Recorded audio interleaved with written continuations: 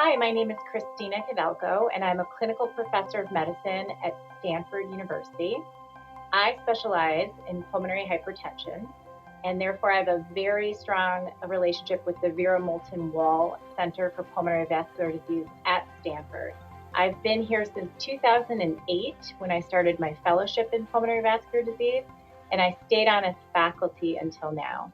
And I've been able to work with pulmonary hypertension patients in the Wall Center for all of those years, and I really love my job. So today I am here to talk about the race against pH, which is a race that was started by a very devoted patient and her family member all the way back in 2001 to raise awareness and funds for this very devastating, progressive, and rare disease. I've been attending the race every year and actually participating in the run of the race every year since 2008. And it's one of the highlights of my year every year, just to be able to interact with PH patients, providers, drug suppliers, researchers. It's a place where we all come together and celebrate patients who have this disease, celebrate the progress they've made, and remember those that we have lost to this disease.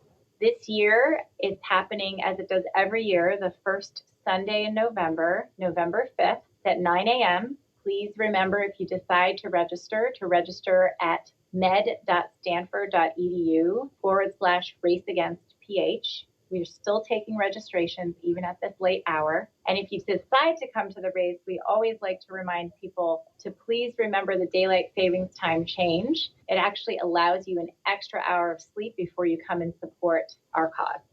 One aspect of the Race Against pH is we get to devote the PH Courage Award to one pediatric patient and one adult patient who has lived with this disease. Once a year, the Vera Moulton Wall Center for Pulmonary Vascular Disease strives to acknowledge a patient with pulmonary hypertension who has demonstrated exceptional determination, honesty, and resolve in battling this disease.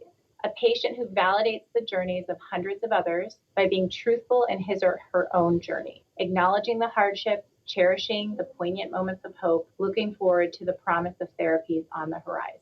A patient who surfaces as a natural leader and mentor and inspires all of us to press on fighting, press on teaching, press on researching, press on healing. A patient who serves as a powerful beacon of optimism for fellow patients, families, clinicians, and scientists. A true PH hero. This is a relatively new award that was created a few years back. It was a way for us as providers and researchers to give back to patients very directly. We enjoy every year nominating a few wonderful patients who have not only showed their own resolve with battling the disease, but have been really active in the PH community and have served willingly as mentors with starting the new therapies that might be amid the future of PH patients recently diagnosed, joining support groups, being active online. Of course, we could nominate several to hundreds of patients a year to probably receive this award, but we really enjoy selecting one to focus on and allowing that person to tell their story. We really do find that patients are inspired and humbled and appreciative to receive this award, acknowledging what they've had to deal with dealing with this disease.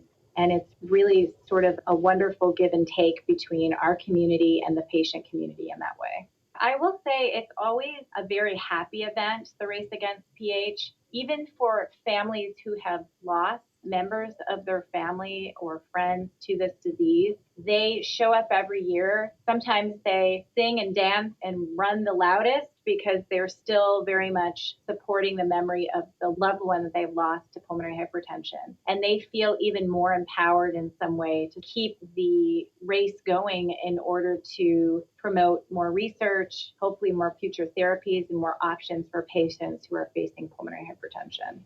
Of course, we try to do some fundraising by participating in the race every year, but I do think that the most important part of what the race gives is a sense of community to the patients, to the doctors, to the researchers, to the people who help us develop drugs that battle this disease. We're all able to unite every first Sunday every year and come together and participate in something with a common cause of raising awareness and remembering people that we have lost, celebrating people who have done well, and kind of regrouping so that we all leave with the idea that we're making progress in this field.